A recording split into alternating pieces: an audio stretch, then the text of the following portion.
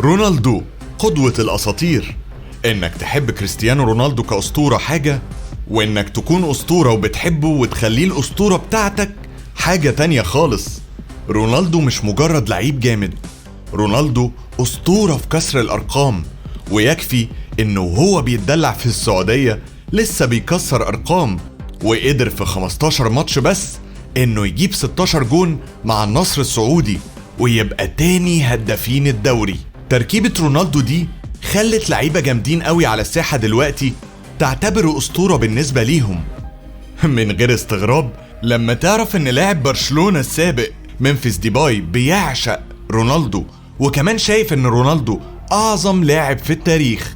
ديباي خرج سنة 2015 وقال بالنص إنه انضم لمانشستر يونايتد عشان أسطورته كان بيلعب معاهم، ومش بس كده، حتى بعد ما انضم لبرشلونة ما أنكرش ده أبدا، ولسه شايف إن أسطورته هو كريستيانو رونالدو. إن أبوك يبقى أسطورة في الكورة أصلا وكمان هداف عظيم وإنت تنكر كل ده عشان بتحب رونالدو، ده بالظبط اللي حصل مع جاستن كلايفرت، المهاجم ابن المهاجم اللي طلع وقال بالنص والدي كان قدوتي، لكن بصراحة رونالدو هو قدوتي الحقيقية. كلايفرت الكبير كان هداف عظيم، بس ابنه نسي كل ده ودايما شايف قدامه كريستيانو رونالدو. ومش بس كده، ده لما لعب قدامه قعد يجري وراه عشان ياخد منه تيشيرت بتاعه في الممر. انك تكون بتلعب في انجلترا وفي ليفربول بشكل خاص وتطلع تقول ان رونالدو قدوتك، دي كارثة في حد ذاتها.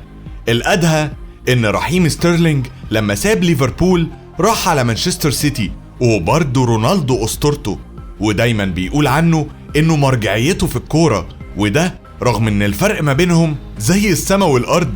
إيرلينج هالاند الدبابة البشرية والنجم النرويجي او الفايكنج النرويجي زي ما تحب تقول، اللي مكسر الدنيا وبيلعب تحت ايد جوارديولا الفيلسوف، شايف ان قدوته ومثله الاعلى هو رونالدو.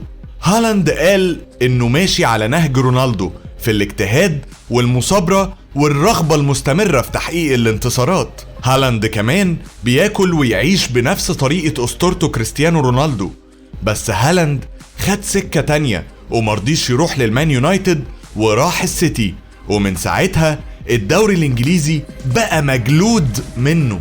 هزام الميسي، هزام النيمار، هبقى أسطورة في فرنسا والعالم، كل ده ومفيش في عقله إلا كريستيانو رونالدو.